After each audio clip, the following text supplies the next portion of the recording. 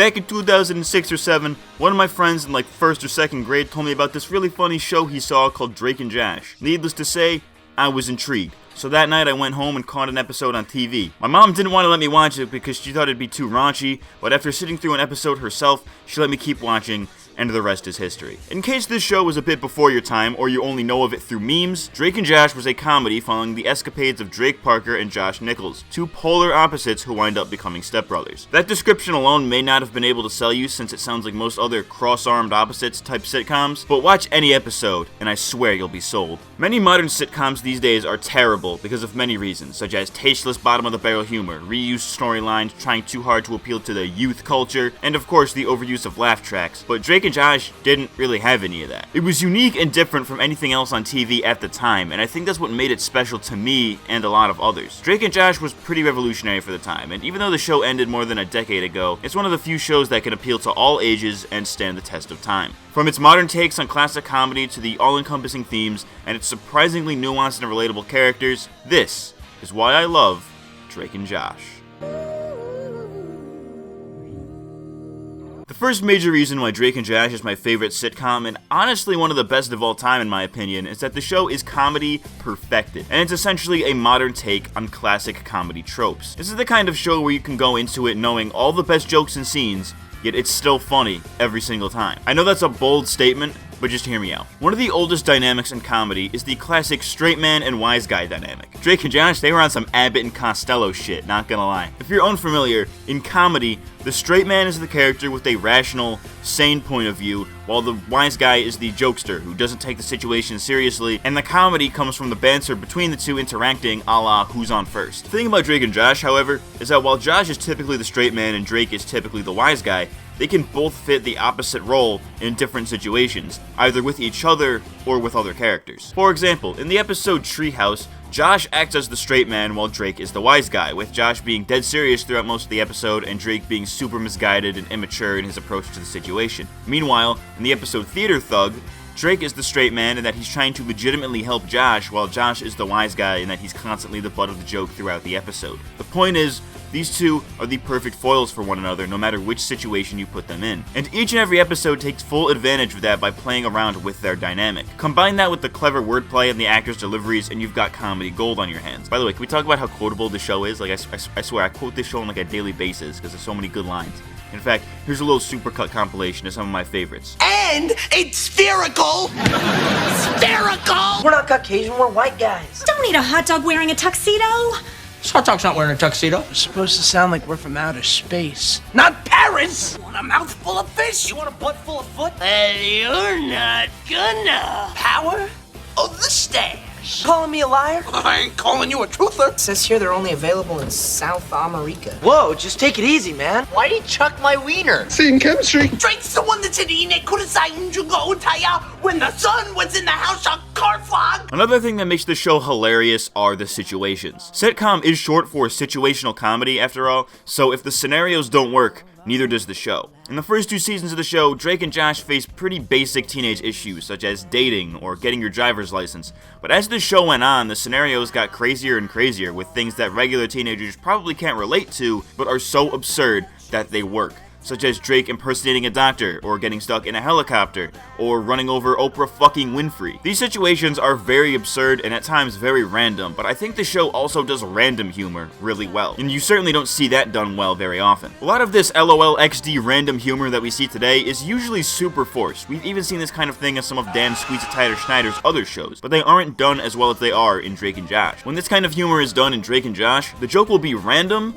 but not completely unbelievable like it is in other shows. You know, they make sense in context and aren't completely out of the blue. The jokes can be random, but they aren't overdone and are rather grounded in reality. I think the most important thing that makes this show funny is that it uses physical comedy super well. Again, this may be a bold statement, but Drake and Josh is low-key on some Mr. Bean, Charlie Chaplin shit. Slapstick comedy has always been funny in any era, and Drake and Josh does that perfectly. You're seeing some examples on screen right now. They overly accentuate their body movements akin to the silent films of the Charlie Chaplin era, and they even did a scene paying homage to I Love Lucy's classic chocolate scene, which is great physical comedy. You'll also see many moments where the actors' movements coincide with their emotions, so even if you have the audio muted, you can still understand what's going on. It's almost like animation in a weird way. It can be as subtle as facial expressions or as obvious as an overblown reaction or these gesticulations that give you a taste of the characters' personalities and emotions. I'm not sure if any of this was intentional, but it works really well. Again, Drake and Josh takes these classic comedy tropes and reshapes them to work in a modern setting for modern audiences, which is why it stands the test of time all these years later. The second reason I love Drake and Josh is that the show is capable of dealing with some very important themes. These themes aren't necessarily deep or life-changing or anything, but they're important for their target audience. Like I said earlier, the first 2 seasons are your typical teenage issues with typical teenage lessons. Don't lie, be yourself, responsibility is hard but more rewarding, etc., etc. It's once we get to the latter 2 seasons that we see some more unique themes that I think are way more important to the target audience. And to show this, let's go through some examples. Season 3, Episode 5. The Affair. In this episode, Drake and Josh suspect that Walter is cheating on their mom, so they devise several plans to stop it from going any further to keep their family together. At the end of the episode, it's revealed that Walter wasn't dating another woman, but rather she was a business partner who wanted to promote him, but Drake and Josh ruined it by jumping to conclusions. The message of the episode is that you shouldn't jump to conclusions without knowing both sides of the story. To Drake and Josh, it certainly looked like Walter was dating this woman, but they didn't know the full story. The whole episode could have been avoided if the boys had just been upfront and asked Walter about it, but they jumped to conclusions based on their perspective of the situation, which obviously ended in disaster. This is a message that is particularly relevant to teenagers, since there are times as a teen, and sometimes even as an adult, where you see things from one angle and think one thing about it, only to see the other angle and realize you were initially wrong. It's also an episode that deals with cheating and divorce in no uncertain terms, and that may also be relevant to kids whose parents might be going through a similar thing. Next example, Season 4, Episode 5. Who's Got Game? In this episode, Drake and Josh make a bet that whoever can go on the most dates with the most girls wins the cool bed. By the way, can I just add that this was like every kid's dream bedroom? Place is fucking fire. It seems like this is a shoo-in for Drake. That is until he really falls for one girl in particular who eventually finds out that their date was part of a bet, so Drake tries to win her over by proving his honesty. Meanwhile, Josh gets dating advice from his stepmother and starts landing dates left and right. At the end of the episode, Josh wins the bet, proving to himself that he can get girls and boosting his confidence, while Drake, although he lost the bet, ended up in a long-term relationship with the girl he really liked, while also learning a valuable lesson about honesty. Drake initially went about proving his honesty in some of the least genuine ways possible. First by staging an act of kindness, and later by coming clean to things that he did in the past that are no longer relevant to him. But in doing so, he realized that he wasn't being honest with himself. Drake was the boy who cried wolf. He would lie so much that nobody believes him when he's telling the truth, but unlike that tale, Drake was able to prove that he can turn over a new leaf and be an honest person. His honesty came not in the confessions themselves, but in the fact that he did all of this just to prove to this one girl that she wasn't just a number to him. In the same strength, Josh also teaches us a very important lesson about confidence in this episode. Josh had never been the more confident of the two brothers. In fact, some episodes showed this lack of confidence subtly but well. Through the act of getting girls and landing dates, he demonstrated that you can get what you want in life if you are confident enough to make it happen, and that awkward situations are only awkward if you make them so. This episode marks a slight change in Josh's character as well, where he is no longer a caterpillar, he is a beautiful butterfly. These are both messages that the teenage audience of this show definitely needed to hear. And the last example we'll talk about for this section is Season 4, Episode 11. Josh is done. In this episode, Drake's negligence leads to Josh being late for an extremely important exam, so Josh breaks off his relationship with Drake. As it turns out, Josh's life becomes a lot better without Drake, while Drake's life becomes a lot worse without Josh. Drake thinks it's Josh that needs him, but after Drake realizes how miserable his life is, he realizes that it's him that needs Josh. This results in a really well done, very realistic, very heartfelt apology at the end of the episode, where Drake apologizes to Josh for all the bad things he's done to him. It's here that Drake learns to truly respect Josh. The whole conflict of the episode started because Drake didn't respect Josh's wishes and caused him to be late to the exam, and this worsened when Drake's lack of respect for Josh gave him the idea that Josh would be worse off without him, which turned out to be wrong. Josh noticed this disrespect and returned the favor. If Drake wasn't going to respect him as a friend or a brother, then they wouldn't be friends or brothers. Josh stood up for himself, this time in a way where Drake couldn't coerce him out of it. Drake had to learn the hard way that the world does not revolve around him and that his actions affect the people around him, as well as learning that you cannot sustain a relationship without mutual respect. A lesson that many teenagers could definitely benefit from learning. I've seen a lot of people say that this is the best episode of the show, and while I don't fully agree, I can see why it's so highly praised. I need you more than you need me. I need you way more than you need me, all right? I'm sorry. Man, I'm sorry I made you late for your exam, and I'm sorry I ran over your bike, and I'm sorry I'm probably the worst brother in the world, and, you're way better off without me, I just need you to understand that, Sorry, Josh, I'm sorry.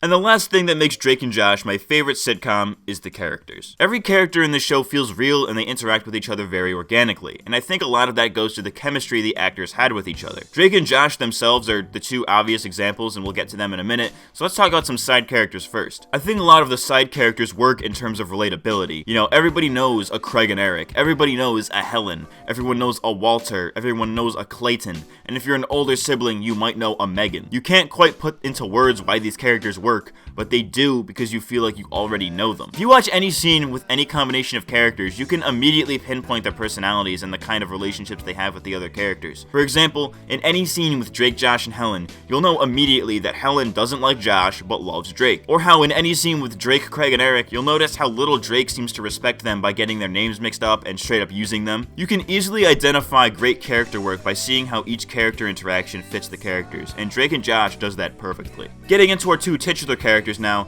Drake and Josh, like I said before, are the perfect foils for one another, and it's why their whole dynamic works so well. Though a lot of it does have to do with Drake Bell and Josh Peck's real-life friendship that they had way back when they were still on The Amanda Show, it's clear that the two actors have real chemistry together, and that translates directly into their characters, who were essentially written to be caricatures of themselves. Josh is responsible, smart, and awkward, while Drake is a loose cannon, kinda dumb, and is smooth as butter. These two conflicting personalities clash, and it's why their dynamic works so well comedically, but also in terms of their character growth. As the show progresses, you'll notice how the two become more and more like each other. In the first episode, the two are complete opposites. It's like black and white. But as the series continued and the two started bonding, it's subtle, but you'll notice that both of them start to gray out in the later seasons. What I mean is that by the end of the series, Drake becomes a little more like Josh, and Josh becomes a little more like Drake, but each retaining their original personalities. Drake in Season 4 is way more responsible and mature than he was in Season 1 while still maintaining his loose cannon attitude, and Josh becomes a lot more willing to take risks and potentially get in trouble, which he would often object to in the early episodes. They went from this stark contrast of black and white and eventually meshed together to become more gray. They each retain most of what makes them them, but they also take a page from the other's book from time to time. These two are characters who were originally nothing alike, from completely separate worlds, and would probably never have even met each other, let alone consider themselves brothers. But being put under the same roof in a conjoined family forced them to get to know each other, and it ended up being the best thing that could have possibly happened to either of them. They're more than just stepbrothers. They're best friends. They may fight and argue from time to time, and they certainly have their differences, but at the end of the day, those things no longer matter, because they just have that strong of a bond. What Drake and Josh have as characters, and even as real people, is pretty special, and I think it makes them one of the most nuanced and admirable dynamic duos in TV history. So all in all, Drake and Josh is one of those rare shows that stands the test of time because it's just that good. I'm not even saying that because of nostalgia, because I genuinely think that this show is one of the best sitcoms, period. This show nails classic comedy tropes and uses them in a fresh, modern way. It deals with some very realistic themes and has very important messages for its target audience, and it has a diverse cast of relatable, organic, well-written characters that all play off of each other super well. From the duo's introduction on The Amanda Show fighting over a piece of shrimp, to the final episode of their own show where they're still fighting over a piece of shrimp, Drake and Josh is an experience like no other. Not in premise, as there were certainly shows like it at the time, but it had the heart that not a lot of shows, especially sitcoms, have anymore. And that, my friends, is why I love Drake and Josh. I've been MattCMG. I'll see you next time. Thanks for watching. Inside, I'm sure you'll find